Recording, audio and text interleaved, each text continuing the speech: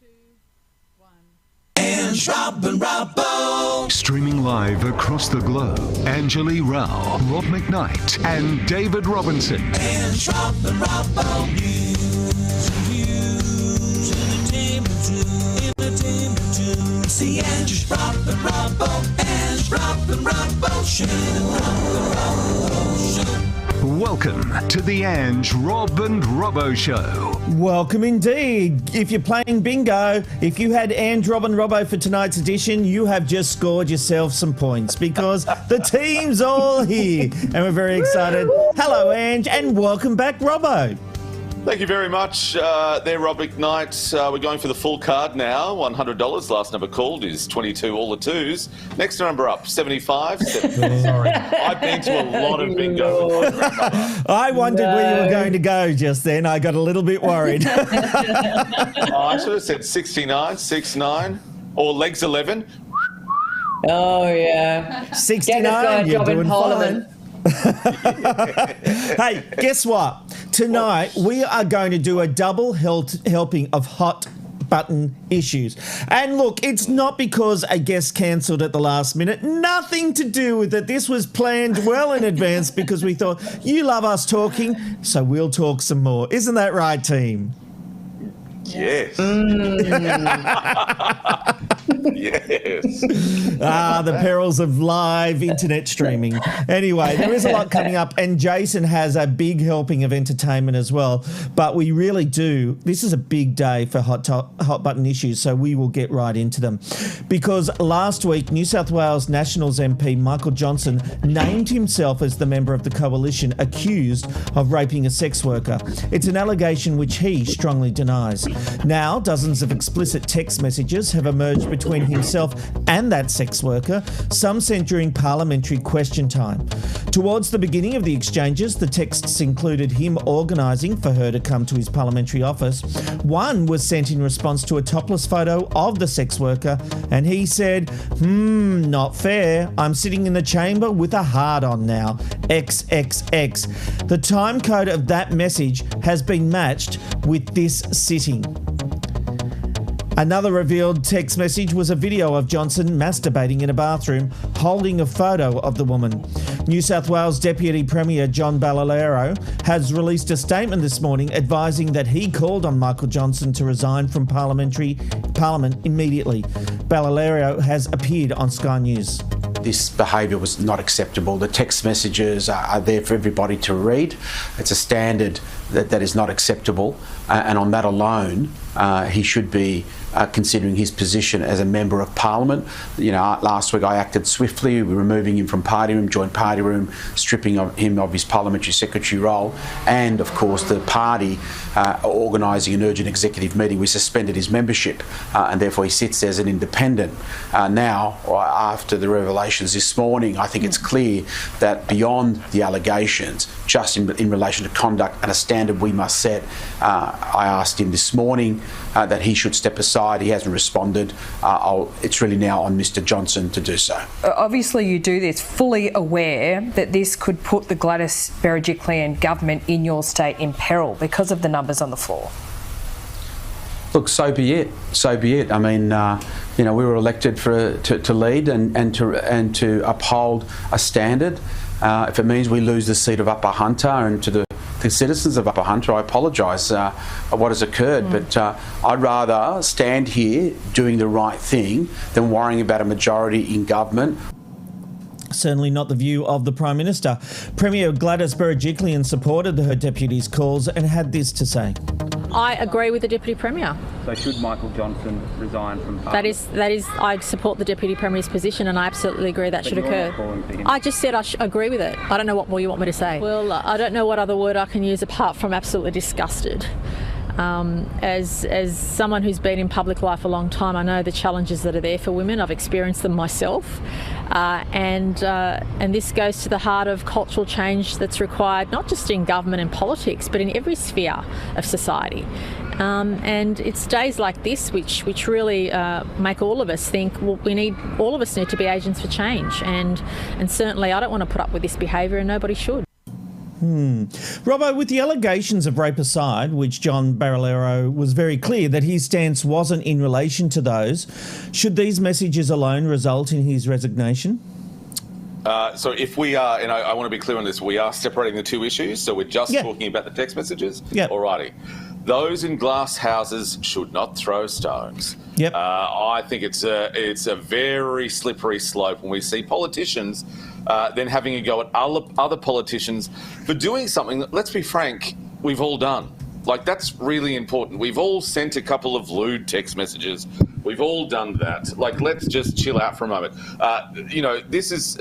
I don't know how I feel about Premier Gladys Berejiklian talking about morals when we know from her time in ICAC with her partner, who was allegedly a little... She hasn't been dodgy. found guilty of anything there, Robbo. You can't cast that aspersion against her.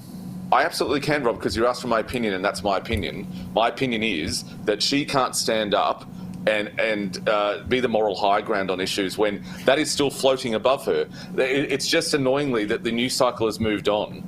There are still many, many, many questions there that weren't answered. I think this is unfair. I think that the sex workers shouldn't have released these messages. I think that for everyone else to stand up and go, oh, well, this is disgusting. It's not the 1950s. You know, we're not watching sitcoms where mum and dad sleep in two different beds. People have sex, and they have sex with sex workers. That's my point on it. I just think it's a very rough idea to start going down this road. Look, the issue I think comes up is what kind of platform is a politician campaigning on. Now, this guy, Michael Johnson, did campaign on family values, and his 30-year marriage ended only months after his family values campaign. But he's not married. So what he does with a sex worker, in my mind, is his own business, Ange.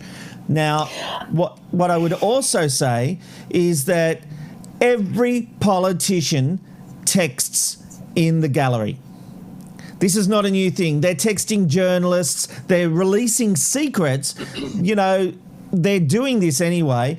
He was just doing it to someone who everyone goes, tut, tut, tut. But I saw that you wanted to pick me up on something, so jump in. Oh, just as far as the whole, family values thing, etc.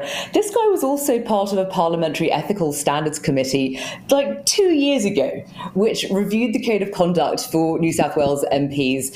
And, it was all very lofty and so holier than thou. And we hold ourselves to a higher standard. Yeah, sure you do, mate. Michael Johnson needs to stop obsessing over his Johnson.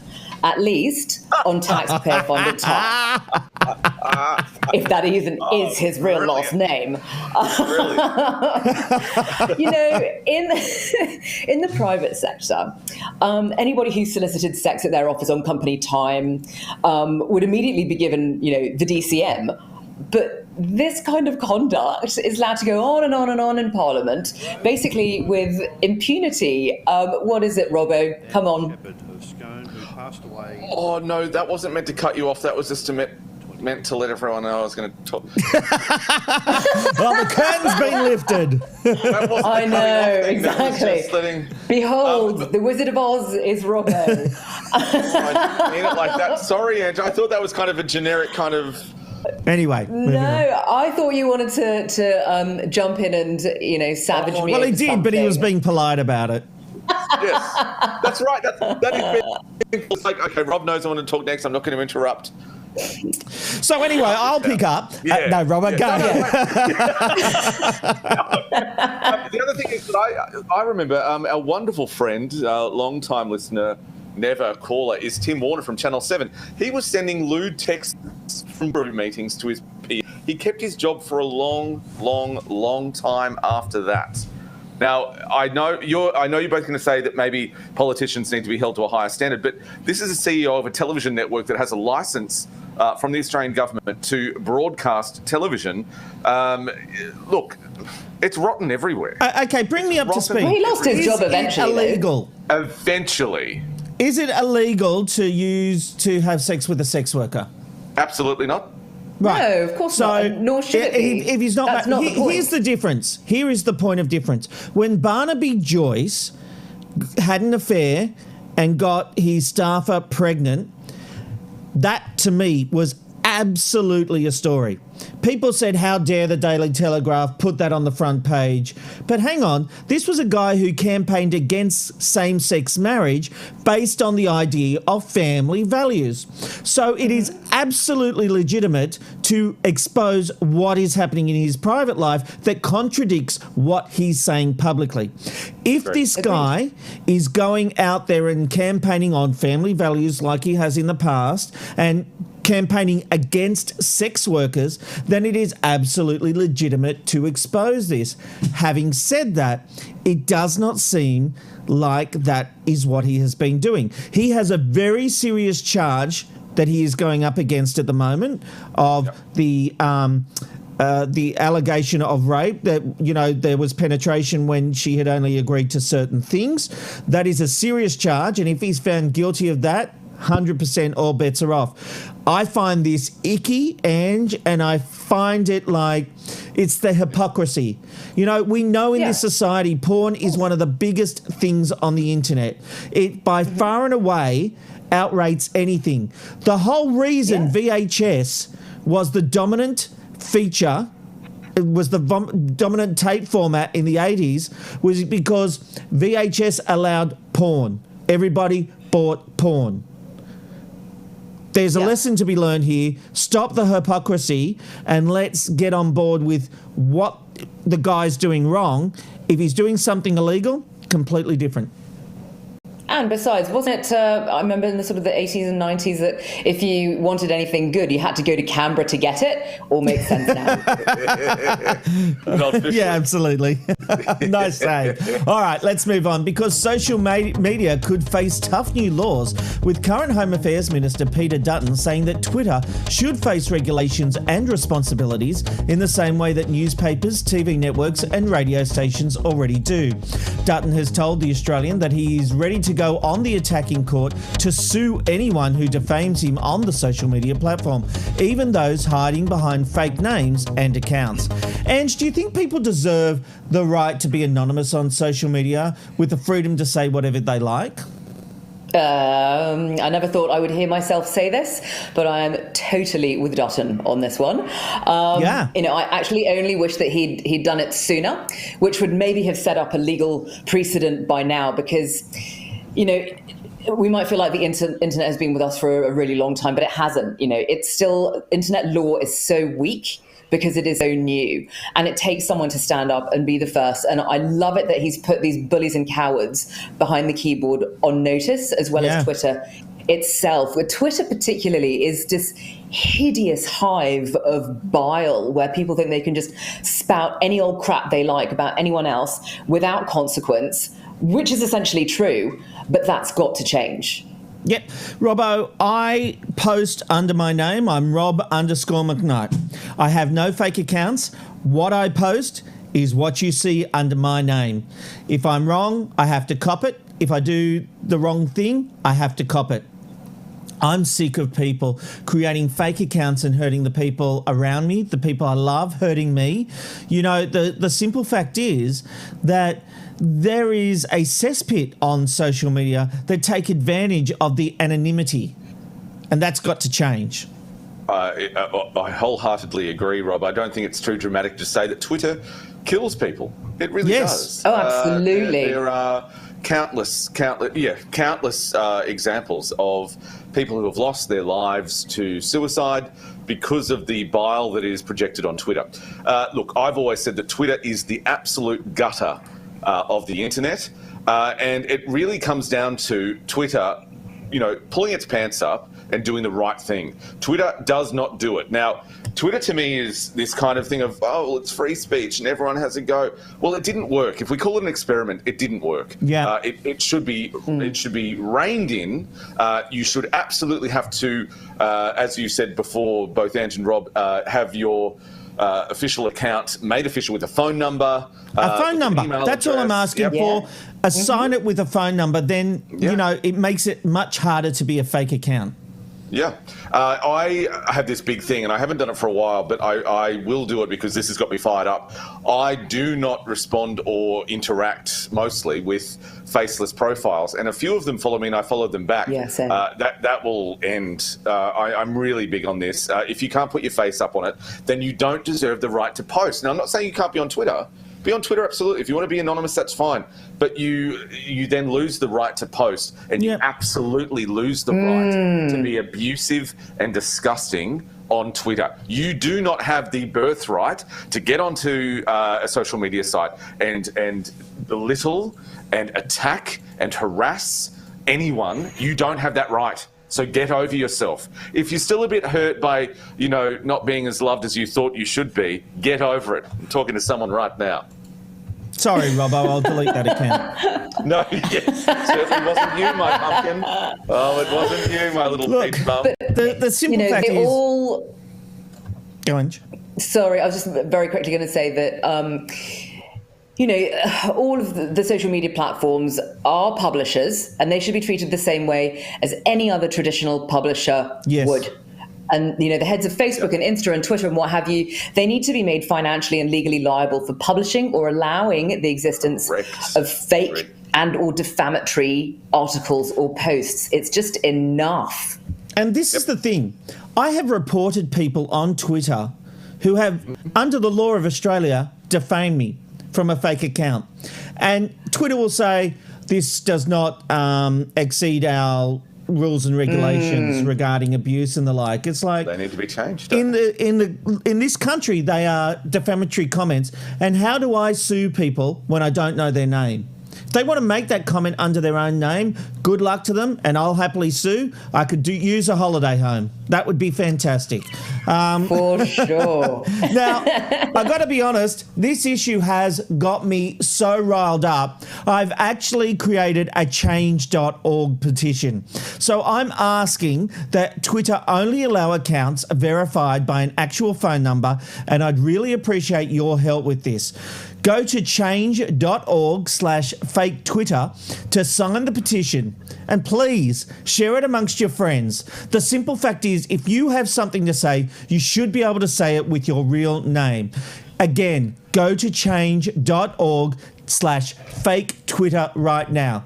Oh, wait. And you know what's fun? Yeah, we'll do it right now. But whenever we'll pause the show. Yes, well, we'll pause. While everyone's doing that, I just want to say, if you do get some kind of, you get the egg and someone's name with four numbers by, just send them that link there, change.org/fake. That's a great idea. Great idea. Perfect. Infiltrate Twitter and social media. And look, I do want to say, there are some people that create accounts that are comedic accounts. I actually don't want to kill that if they use a phone number to verify it. But the problem is that the good is outweighed by the bad, and it needs to stop. People are dying. People are killing themselves. We cannot let this go on any longer. I'm really a big advocate about this. I really want everybody, if you've ever been attacked on any social media platform, now is the time to stand up. Twitter needs to be held accountable. You need to go to change.org/fake Twitter right now. We need to fix this. The only way it will be fixed is if we get people to sign this petition, we take it to our government and force change. Now, luckily for us, the Australian government already seems to be heading in that direction. We need to push them over the edge. Things need to change. I want to be able to engage with people. I love what Jason Turner does with his nightly recaps, and I engage with him on Twitter. I know that most people are on Facebook. I'm a Twitter user, and I go on Facebook occasionally, but if you really want to find me and communicate with me, Twitter's the place. I love talking to people. I love getting comments from people. I even love the odd argument with people. But what I won't cop is abuse and vile hatred and defamatory comments. I'm over it. I'm over seeing people hurt by it. I want you to go to change.org/fake Twitter and please do me a favour and sign it. I would really appreciate it. All right. Done. I and all my fake profiles will be signing right after this show. Thank you, Ange. All right, let's move on because a school in Victoria has been slammed for a stunt in assembly where they made male students stand up and apologise to the female students for rapes committed by their gender. This story was brought to light on A Current Affair last night. Let's take a look at some of that report. All it's doing is saying that they are going to be perpetrators in the future. They are going to be predators and they're going to be rapists. I for one, felt a bit under pressure to stand up, and if I didn't, then I felt like I was bad, like a bad person. I thought we would all have to stand up because it's not just the girls that get raped, it's the boys, because I know plenty of boys that have been sexually assaulted. This story, as we said, was from A Current Affair last night, and a student and two parents also appeared on the Today Show this morning to discuss their concerns further. It just made me feel bad. I wasn't in the assembly personally, but I know people that were and made them feel guilty for something they haven't done. And I was just absolutely horrified about my children having to stand up, apologise for something on behalf of their gender that they have no control over. And another point is my 12-year-old has no idea about rape and sexual assault, and he was made to apologise and he doesn't understand why.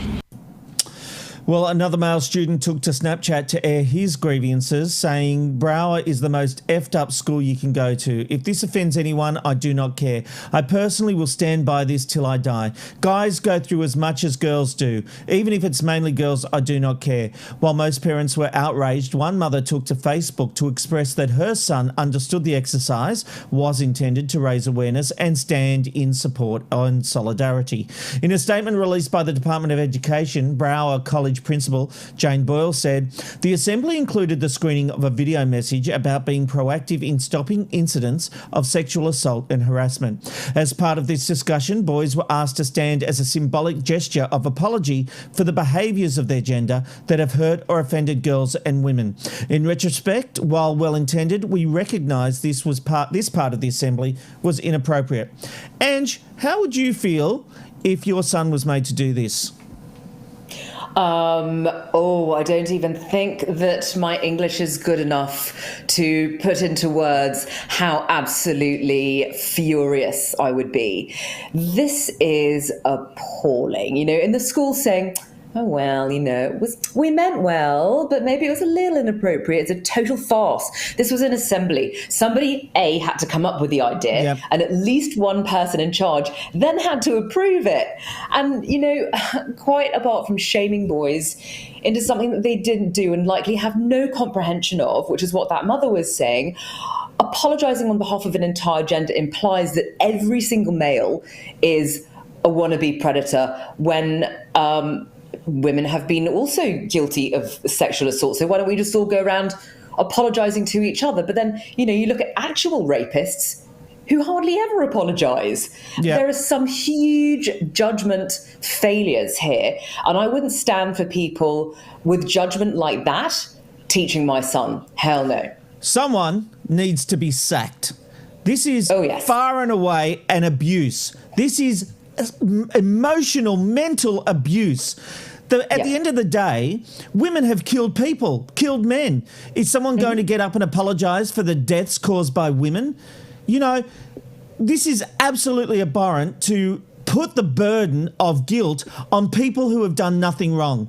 We live in a society where you are innocent until proven guilty, and you want these kids to stand up and take responsibility for the years of abuse women have been victims of.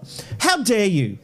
And at the end of the day, if you continue down this path, you are going to raise men that don't give a shit because you embarrass them and you're holding them responsible for everything and they won't learn. We are in a great period here where we are all learning. The tide is turning, but it's shit like this that undoes the cause. For every woman that's ever been sexually abused, this shit does not help. What's going on in Canberra helps at the moment, and I know it's hard for people. I've got people close to me who this is hard for, the last 6 weeks especially, ever since Brittany Higgins started this movement. It's been confronting, it's been tough, but this is a turning point. We're all learning something from this. Politics is actually catching up. We've just seen a cabinet, women put in cabinet for the first time on such a scale because the politicians are reacting to the story of the day, sure, but they're actually realising this is what the public wants. They react because they get bad poll numbers. Change is happening, but when you do this shit, Robbo, you lose the argument, and I do seriously say an apology is not good enough. Someone should be sacked for what they put these boys through. I agree with everything you said. I don't agree with that Parliament House and that things are changing in politics. I think it is absolutely just a face value thing that they've got to do right now. So I don't agree with you. I don't think change is coming. I do agree with you, however... Nudge by nudge, Robbo. But it's not happening. We know... They're being forced into it. Whether they want to or not, they are being forced into it by the poll numbers. Have we heard from the Minister for Women? No. Has she talked really? No. Well, let's leave that powder dry for the moment and go back to this article. But that's very important. The Prime Minister has certainly been very lippy, but we haven't actually heard much from his Prime Minister for Women. Anyway, powder dry. Yeah, this is outrageous. Rob and you and I have talked about this program, and Ange as well. If you put the majority offside, it really it hurts your ideal. There are a lot of people who are mind-blowingly, abhorrently are against or question too much Brittany Higgins or anything like that. Abhorrent, disgusting, ridiculous. Listen. The idea of this to get young boys right now, I've got a 10-year-old nephew who would not know even remotely. I think he barely knows about sex, let alone what the frig is assault or rape. And I would be just as angry as you, Ange, just as angry as you, Rob, that if I heard that he had to stand up, because I can see him now. He'd stand up and go, sorry, like what? Ridiculous. How about all of that energy we make, these people put into assembly, just start putting together a curriculum where we sit the boys down and say when a girl says no, she means bloody no. If she says no halfway through, then it's a no. If she says halfway through, 3/4 through, it's a no. If she says yes at the school dance and no by the time you get home, it's a bloody no. I mean, sorry. Sounds so simple, doesn't it? Honestly, speechless about this. This was a wrong thing to do. It was uncomfortable. It was bad. I agree with you on that, Robin Ange. We know what we need to do. It's not like we're not in the dark here, right? Sorry, I get really, as do both of you, I get really annoyed about this subject. We're not in the dark going, oh, what are we supposed to do? Teach the boys when they're younger. Teach the boys in private schools. Yep. That's the thing. That's better than making these poor 10, 12-year-olds, whatever, getting up and go, sorry, for what? Absolutely. Awful. Well said. Makes me angry. All right, look, if this story has raised any issues for you, and I know it is raising many issues for a lot of people out there because it's the ongoing issue. And you know what? We would all love to do a political story where we don't have these helplines, but there it is, the 1-800-RESPECT. Call it. That's 1-800-737-732. Yes. If you need to reach out, please do. All right, let's move on. There's more hot topics on the way, and Jason Roses has a hit of entertainment. But for now, let's get some news headlines with Ange. Indeed, checking out the other stories making news on this Tuesday, the 30th of March, 2021. Byron Bay has been declared a hotspot by the Northern Territory as the list of venues impacted by a growing COVID cluster continues to expand. Meanwhile, residents of Greater Brisbane are facing the possibility of spending their second Easter in a row in lockdown as 2 concerning clusters begin to grow. 8 new COVID cases were detected in the community as of today, and officials now believe the 15 locally acquired cases are related to 2 distinct clusters, both of which originated at the Princess Alexandra Hospital. Premier Anastasia Palaszczuk has not ruled out extending the lockdown potentially through the Easter long weekend. The corporate regulator has formally dropped criminal charges laid against fraudster Melissa Caddick following her presumed death. Camp has discovered a sneaker filled with human remains, confirmed as those of Caddick, south of Tardra in New South Wales last month.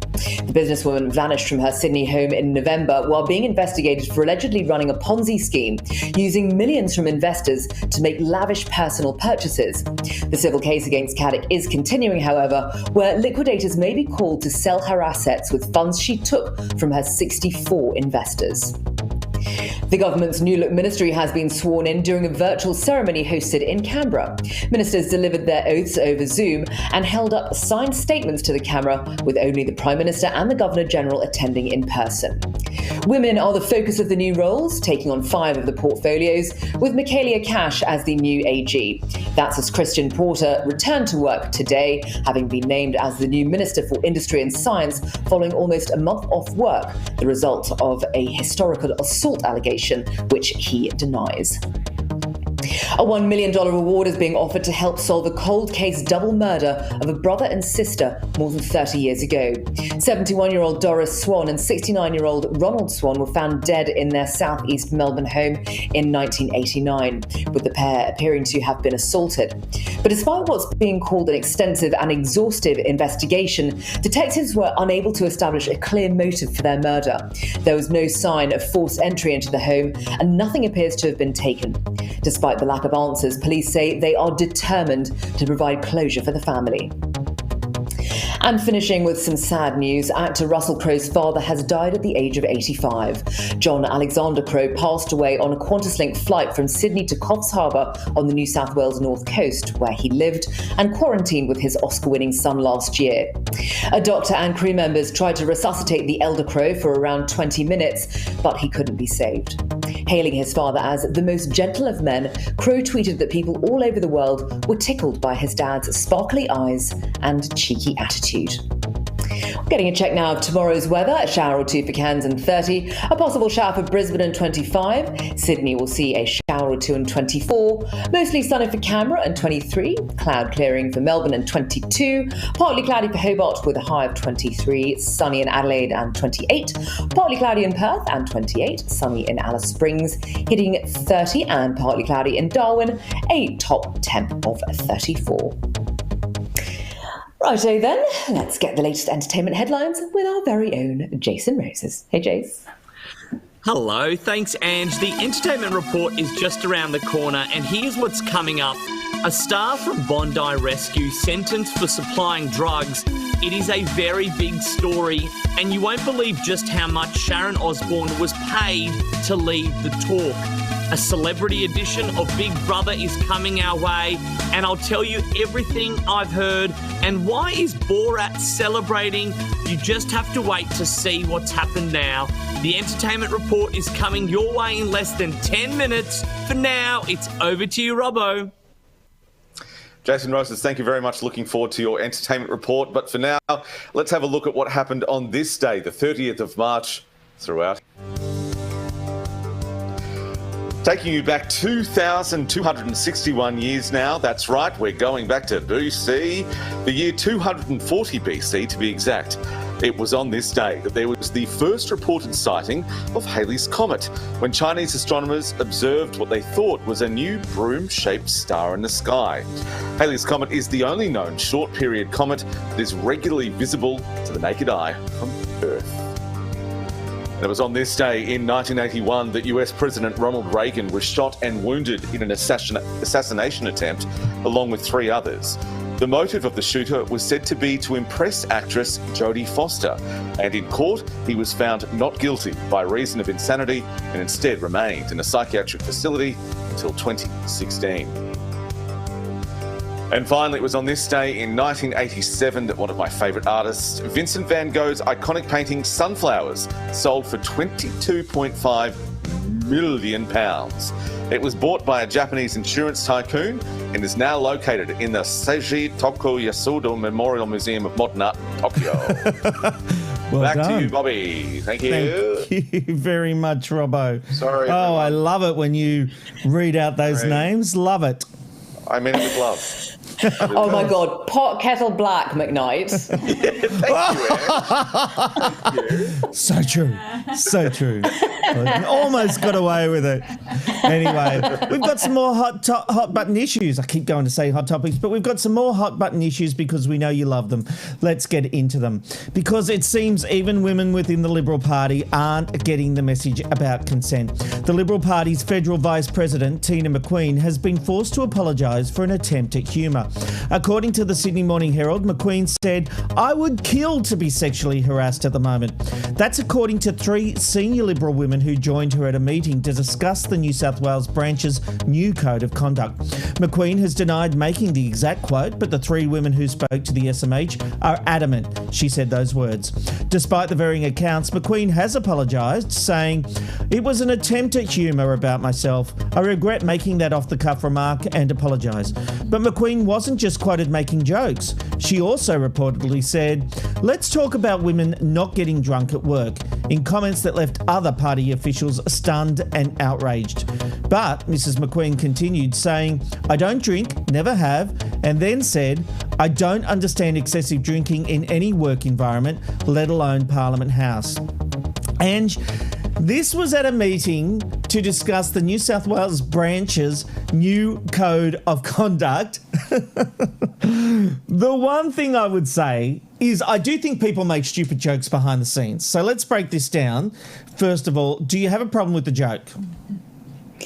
Well, I mean, you have to realise that this woman is an affirmed Trump supporter. She's just doing her pussy-grabbing Lord and Master proud. That's all she was doing. You know? It's like, look, seriously, I don't think it's that bad. People do have a laugh about, you know, serious things behind closed doors. And you'd have to imagine that, you know, she was hanging out with the boys and you'd need to appear to be, you know, one of them as a woman in Parliament. I'm sort of guessing that's what happened here. And, you know, I remember in my early days of TV, talking about being relentlessly hit on by various colleagues and talking to one of the higher ups. And he said, "Look, Ange, you know, there's only one worse thing than being sexually harassed in the workplace, and that's not being sexually harassed in the workplace." Which I thought was amusing at the time. So I don't actually have a problem with what she says here. I think she's right when she said it was off the cuff. She apologised, what seemed to be wholeheartedly for a politician, but also she was referring to herself. So I don't have a problem with that. Hallelujah, because that's the thing, Ange. She's making a joke, presumably about her own lack of sex. Oh, I'd love a bit of sexual harassment. You know, like she was also making the point that I think she said, "I'm 50-something and no one's after me," you know, so like it was derogatory against herself, inappropriate in that environment for sure, but people do say stupid things. And you know, like when we finish the show and have a few wines and have a chat, we've said some pretty outrageous things that if someone was recording, i.e. Amanda, you know, like if Amanda ever decided to record it and divorce me, oh my God, the internet would be awash. You're never alone with a microphone, don't forget that. No, absolutely. And Robbo, don't you dare look at me like that, like it's me making these comments when you are king commentator. I'm not kissing you. So let me come to the second part, Ange. What about the comments about drinking at work? That I had a bit of a problem with. Because she wasn't then talking about herself at all. I mean, you know, this is somebody who's and she said, "I'm not never talking drunk, about Brittany Higgins," but everyone knew she was talking about Brittany everybody Higgins. knew she was, of course. And you know, it would be strange if you know, you asked me the question and I didn't have a problem with it, because I had a massive problem with, you know, Jeremy Corbyn yesterday saying what he did about, you know, let's just call it for what it is, you know, Brittany Higgins being a silly little drunk girl. I had a huge problem with that. And this is sort of in the same vein. Of course, she was talking about Brittany Higgins. It's like, I actually had, you know, a lot of respect for this lady when she took responsibility. She said, "I'm really sorry. I thought it was being off the cuff and funny. I'll never do it again." But then this comes out and it just completely, you know, voids the initial apology, even though they're two separate things. Yeah, this one was not cool. Yeah, Robert, what about you? What are your thoughts on this? I agree with both of you. It can happen where you make an off-the-cuff remark. I've certainly done a lot of them, both on air and off air. Oh yes, where you I've got stories about on air. Oh yeah. Where you think that it was the bad thing to do. But what you do, though, and this is really important, you know it's bad after you've said it. That's my problem. There should have been an apology immediately afterwards from this woman to say, oh, my goodness, I'm sorry. You know, maybe I'm a little bit nervous. It's tough terrain to navigate something. She was only apologising after she got called out about it. So to me, that takes off a fair bit of shine off the apology, because in this day and age, in this current climate where her party is, you know, going from scandal to scandal, she still got up and did that joke. All right, fine. She's in front of a microphone, in front of an audience. Fine. But you would know as soon as you said it, you would go, bloody hell, sorry, I was making a joke about myself. I'm sorry. So I don't agree with the apology. I don't think it was that wholehearted. I don't think it was that good. I think it was just, it perfectly captures what the LNP feels about women, about the whole issue right there. That's my problem with it. It was just... and just on that, I've heard plenty of women who are older who have said this to me to my face over the years, certainly not now, and certainly not people who are in charge of the Liberal Party, for Christ's sake. They've said to me, oh, you know, I don't get wolf whistled anymore. I wish I kind of did. That's fine to say that privately, you know. Not when you're addressing a group of Part people. of the LNP. Yeah, I get it. She's management, and she said it and then only apologised when she got caught out. Yeah. Classic politician, LNP bullshit. All of them need to go because they think this and they've all got to go. All right. Geez, I wonder which way Robbo votes. All right, let's move on. Let's move on. And the relationship between Bryce and Melissa on Married at First Sight has been a controversial issue. And now the Australian Communications and Media Authority, or ACMA as it's known, has revealed just how angry viewers are. They've received 14 complaints about this year's season, with 4 of those about Bryce and Melissa. Important to note, it only takes one complaint to go through the process for action to be taken. A Change.org petition with almost 4,000 signatures has also emerged requesting that Channel 9 apologise for editing the show in a way that supports the relationship and is glorifying domestic violence. They said Melissa is being subject to gaslighting, emotional manipulation, isolation, and countless other textbook signs of a controlling and or abusive relationship. The network has also failed duty of care to viewers. This situation is incredibly triggering and stressful to watch.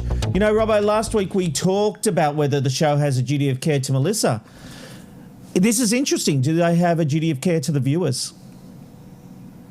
I'll tell you right now, the wonderful thing about it being a viewer of free-to-air television in this country and anywhere else, there's a famous old clip where someone gets on the television and goes, if you don't like what you're watching, turn the switch to off. Yeah. If you don't like it, I agree. Turn it off. Now, I said this last week on the program, maths is maths. Let's just all pull back for a minute and work out what this is. This is not, a beautiful, wonderful, deep-hearted, lovely way to find love. This is Married at First Sight. You are going on a game show where you turn up to an altar. Now, thankfully, because of the laws in Australia, it's not actually a wedding, but in Denmark, where this show came from, they're allowed to actually get married there. So thank God Australia doesn't allow that to happen.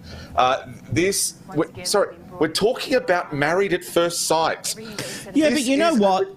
This program that needs to go to this. Otherwise, they wouldn't rate as well. Remember, I said this last week. If they were still doing the same kind of things that they were doing in season 1 to season 5, whatever, it wouldn't rate. So if you don't like it, turn it off. These people know what they're getting themselves into. I agree. It's this thing where people say, I don't like it, so I don't want anyone else to enjoy it. The fact is, I am addicted to this season of Married at First Sight, and I know you're all saying it's maths time, it's time for a toilet break. I'm also going to tell you, we get a lot more viewers when we do a maths story. Just saying. So bear with it for the greater good of the show, is what I'm saying. When there's a maths interview, support it. There's a bit of honesty. But here's the thing. I love the show, but boy, it's making me mad. Watch this relationship, Ange, play out, because the manipulation of this guy, Bryce, he is just phenomenal. The way he manipulates every situation. Phenomenal. I want to sit with him and ask him. I want to debrief with him and say, what was your plan? What were you trying to achieve? Because he is owning the narrative of this show. It's a masterclass in manipulation. Oh, what a gift. Congratulations, Bryce. But the problem here is that he has manipulated this young lady, and this is the problem that people are trying to get to. At what point do producers have to take the priority of this lady who admittedly in this show has admitted she is scared of him leaving. She has issues of abandonment. So, and he is playing towards all of that. On his card last week, he wrote, or maybe it was Sunday, he wrote, leave, crossed it out, stay. What does that do to your psyche when the man you're falling in love with is threatening to leave? It can't. They're not falling in love, Rob. Oh my God. They are, no, she Serious? is. She is definitely in love. Okay, let me just ask you this question. Are you one of those people who believes that gorgeous singles in your area are anxious to hear from you? Yeah, I just never know why they don't get back to me. No. No, but I know television, right? I've worked in TV. I know that there is so much BS in reality TV. I know that so many stories are left out, the editing, all that kind of stuff. Are you about to say that maths is the pinnacle of truth and justice? No, I'm not saying that. What I'm saying is that Melissa, her feelings are real. And if I'm wrong, if I was given the raw vision and shown that I'm being, you know, that she has no feelings towards Bryce whatsoever, I would not believe it. I would not believe it. This is the attention economy that we're in these days. They're not there. They just want some free tickets to Derby Day. That's it. Yeah, I'm not disputing all the people that go on it, but it doesn't mean they don't have feelings. Yes, it does. All right, so they're acting. If you were to go on a reality TV show, are you saying we couldn't believe anything you do on that? I've got some things, but not all things. That's unfair. Oh my God. Jesus. Oh my God, Angie's lost for words. Where's the bell? Where's the bell? Ring the bell. She's lost for words. And I'm going to use that to move on to the next topic. I never thought that was possible. All right. A TV show I absolutely love finished last week, and it was a really fitting farewell. Superstore aired on NBC from 2015 for 6 seasons and starred America Ferrara in a fictional retail store. Here in Australia, the series can be found on Netflix and Foxtel. Now, this was a comedy in the realms of The Big Bang Theory, which I absolutely love, but I understand it might not be everyone's cup of tea. But I thought the last episode tied everything up really well and was just a joy to behold. But it got me thinking, what are the best and worst TV endings of all time? Angelie, what have you loved and what have you hated? Let's start with your bad list first. All right, so obviously I was going to say Seinfeld, but I think that's down to the fact that I've had years of therapy to scrub my brain of the television massacre that was the Roseanne finale, where, like a 9-year-old writing an essay, it was all a dream. And Dan actually did die from the heart attack, except when the show got reincarnated and Dan was very much alive and well and still having to stomach Roseanne Barr. It was a very confusing season finale. I will give you that 100%. What's your good one? Okay, so God, I love Schitt's Creek. I just loved it. But, when it ended in what some would say was like literally the only possible see you never storyline, I burst into tears and I yelled at the ridiculously inevitable ending going, surely not, surely not. We loved it too. I wasn't ready to say goodbye, Rob. And that was very selfish of the Levies not to consider my feelings. That's right. But my real favourite sayonara of all time. and I'm taking 3, was MASH. Because growing up, we had one solitary TV at home, and MASH was my mum's only must-see show of the entire week. However, it was utter bollocks, and it seriously cut into my Punky Brewster time, which was on the other channel. So when those elderly, unfunny war people bowed out, that to me was the greatest moment in television ever. Are we the same age? I don't think so. I was born in 73. Okay, we don't know. 74. Ah, you're younger than me. Am I older than you? Wait, am I older than you? I'm so confused. She's good at maths. I was obviously that bit older. I loved MASH. The final episode was great, but we'll get to mine in a moment. Robbo, what's your bad one? How old am I, though? Just while we're here. You were born in 83. You were born in 83. Younger than me. You are 38, mate, and you look 103. Not yet. Not yet. It's the Queensland sun, by the way. Also, quickly on MASH, there were actually problems with the water systems in New York because everyone was watching MASH and they all went to the toilet during the ad breaks. No. Massive issue. They all went to pee during the... Yeah, it was a massive, massive season finale. Hey, I'm going to give you one that I would have gone to the toilet in the scenes. Come back for the ads. I don't care for MASH either. No. I love Alan Alda, though. Anyway, what was your question? No, I'm kidding. What was your bad one? I can hear that. Yeah, I know what the question was. I was trying to give it a showbiz. Bloody showbiz, mate. Welcome to television. Showbiz? I'm meant to know when you're faking being stupid? That's true. You normally don't know when I'm faking it. Now, let's get to... That actually came out harder than I meant, by the way. It's unusual for you. Now, let's talk about... I can hear the groans. Now, one of the best season finales was ABC's Lost. I adored this program. With your good one. Oh, shit. That's all right. Amanda followed you. Robbo, that was the worst. I thought you said you knew the question. That was the worst final episode ever. That was terrible. No, I thought it was brilliant. I thought it left up to your imagination, but it certainly pushed through. I think they were in purgatory. I think they were between heaven and hell. I loved this program. This is the only program that I've ever sat and gone, like, gasped. Oh, yeah, I loved it too. I thought it was a wonderful program. And if you don't get the end, you just, well, maybe... No, I get it. I fully understood it. I just didn't like it. The flash forwards were inspired. The flashbacks, brilliant. But when they did the sideways flash sideways, what they did is they wasted a whole season on a pretend world that was their meeting place to go into the final after resting place, heaven, basically.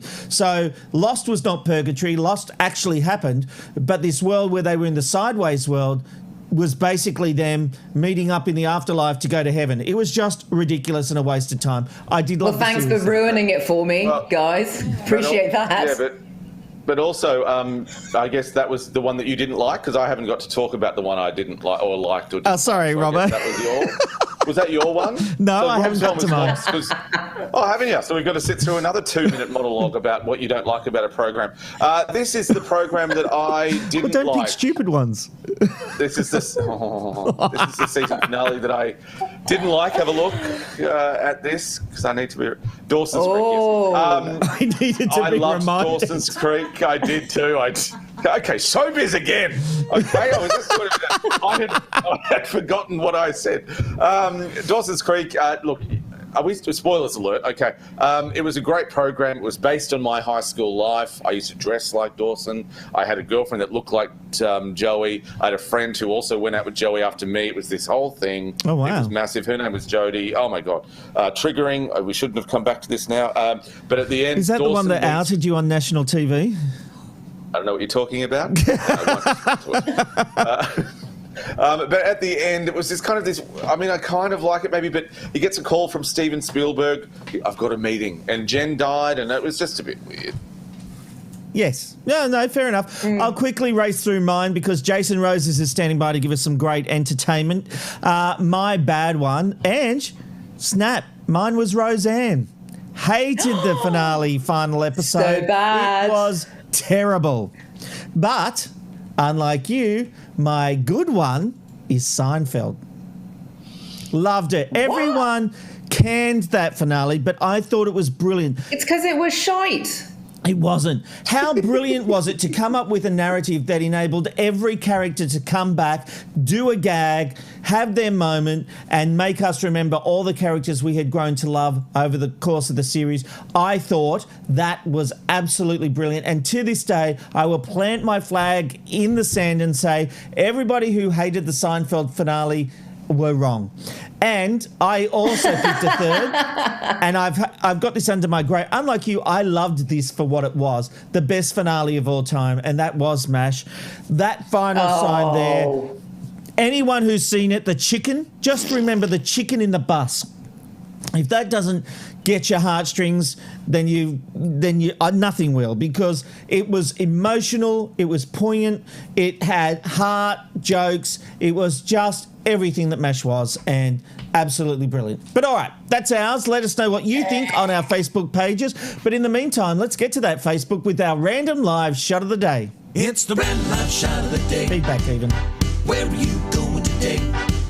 You never know where you'll end up with the random live shot of the day. Today we are taking you to Unterrecke in Germany to this wild Abby! Oh no, there's a bird there. We got a bird here. Well, wild birds of all shapes and sizes. They heard their cue.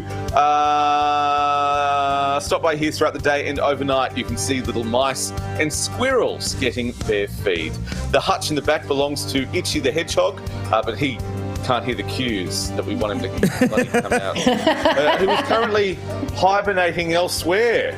I should have read the script. I'm glad we pointed out. Is the other one called Scratchy?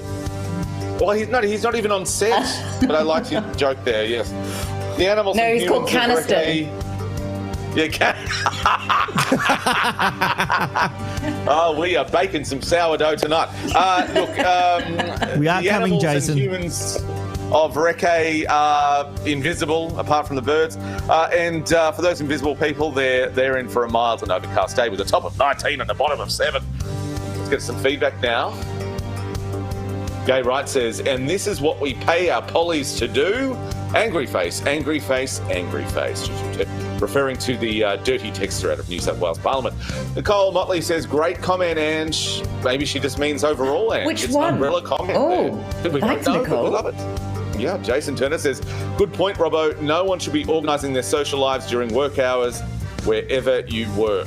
I didn't know I made that point. I thought I made an opposite point, actually, to be honest with you. Mary says, hey, Rob, what would your porn name? What the I don't know where that came from, but I liked it because my porn name is brilliant. It is Spiffy Dunlop. My first pet was a dog named Spiffy. I lived in Dunlop Way in Minto. Spiffy Dunlop. Best porn name ever. All right, Ange. Mine's Goldilocks Robinson. Oh, that's good. Goldilocks Robinson was mine. That's not bad, is it? Mine's got a double barrel first name. It's Splish Splash Queen. I had 2 fish that were Splish and Splash, and I lived on Queen Street. There were signs early on, wasn't there? Jason Turner also said, I would have walked out. Yeah, I would have walked out had it happened at my school. Jason, they're talking about the boys having to stand up and apologise for sexual assault. Gay Right says, what? Remember. Men and women. Remember. Women, men and women. Sorry, men and women. Men and women both commit crimes, so are the rest of us expected to apologise on their behalf? Gay Rights says, thank you, Gay, you beautiful woman. I do have to call you back. Big Brother says, good. Okay, no, we've moved on from that. So don't worry about that. She didn't want that one. No, okay, we're back. Big Brother says, good on you, Rob. This is why I love this show. If you would like to get involved, leave us some feedback right here on the show. You can find us at the ARR Show on Facebook, Twitter, and YouTube, or Ange Rob Robbo on Twitch, TikTok, and Instagram. Look at all the birds coming out now, but where's bloody Itchy? Back to you, Rob. Thank you very much, Robbo. And look, I've got to apologise. Jason Roses, come on in here, please. because I feel like Bruno's been on the show tonight. Honestly, you three chatting away. None of you even took a breath, for goodness sake. I know. You know, we had no feature guest, which is usually about 10, 12 minutes, depending on the day, or 7 to 10 minutes.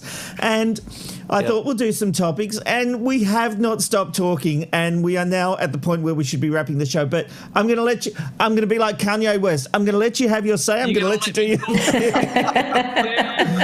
So everybody grab a wine and settle in, because Jason is on overtime. He's getting time and a half, because you actually have some very big stories that I think we need to cover. Very important, because an ex-Bondi Rescue Star lifeguard has landed himself in some hot water. A lot of hot water. So Jesse Pollock, he used to be a lifeguard on Bondi Rescue. He's been found guilty of supplying drugs, and I shouldn't laugh, in the eastern suburbs of Sydney. He was caught by police in December 2019, and he's pleaded to 4 counts of possessing prohibited drugs, but pleaded not guilty to supplying cocaine, which he was today found guilty of. He, of course, plans to appeal that guilty charge. He's been sentenced to community correction order with supervision for 12 months, and he must abstain from alcohol and drugs for that time and not enter a licensed premises for 6 months. So some pretty serious charges there for him. Hopefully he can keep out of the pubs. Yes. Yeah, absolutely. Well, Jace, you know, we've talked a bit about Sharon Osbourne on this show and what happened to her in The View and on The Talk, rather. But my sympathy well has run a little bit dry now, knowing what she's going home with. Oh my gosh. I know, right? So we've all seen the clips of Sharon and her co-hosts arguing over Piers Morgan alleged racism. And of course, it ended up with her being asked to resign from the show. But before she leaves, her exit deal is going to be between $6.5 million to $13 million.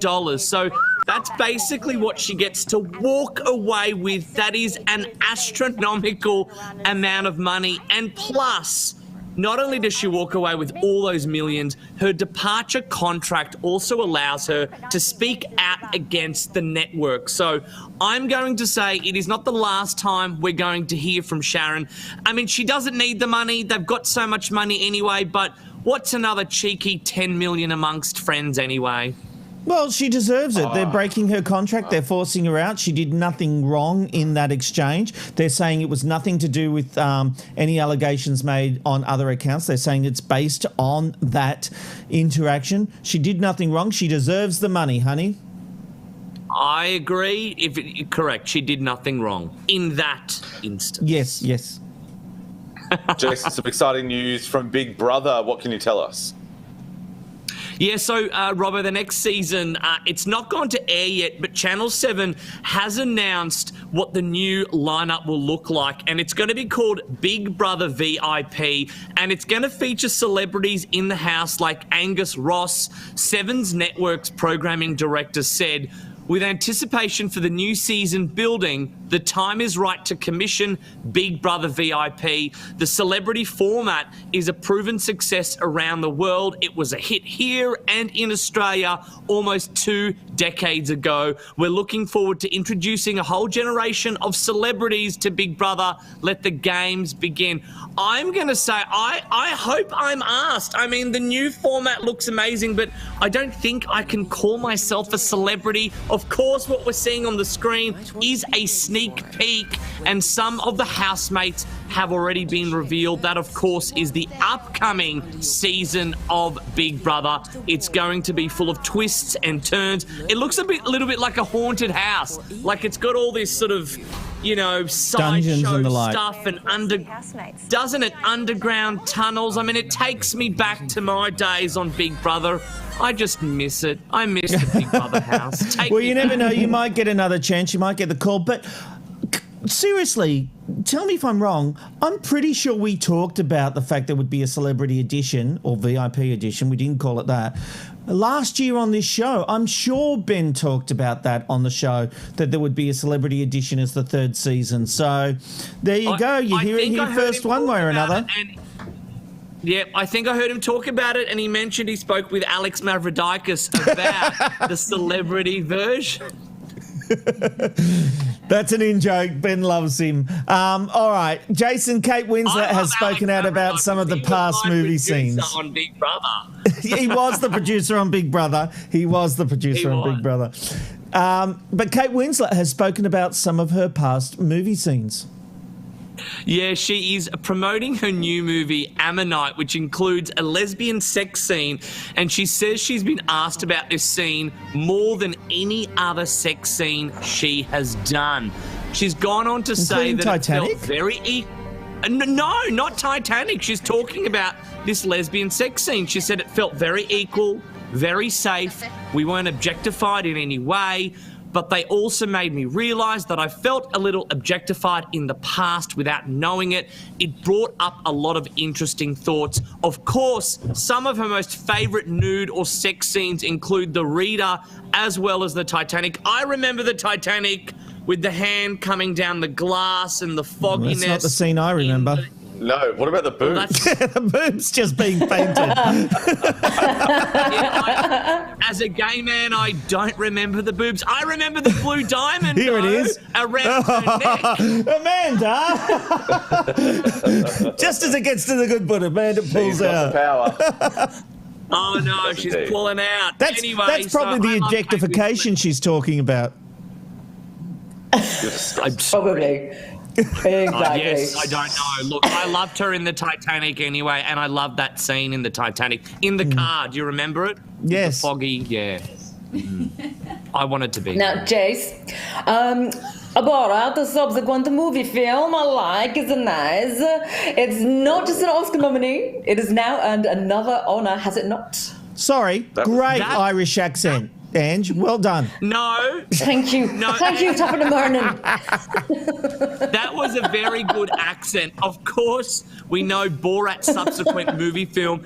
It actually has a much longer name. It has earned its Guinness World Record for the longest title for a film nominated for an Academy Award. So the full name is this: Borat subsequent movie film, delivery of prejudiced bride to American regime for make benefit once glorious nation of Kazakhstan. That well is done. a tongue twister. Oh, thank you. I know. I needed to take a breath. The previous record holder was from a movie from 1965. Now, that was called Those Magnificent Men in Their Flying Machines.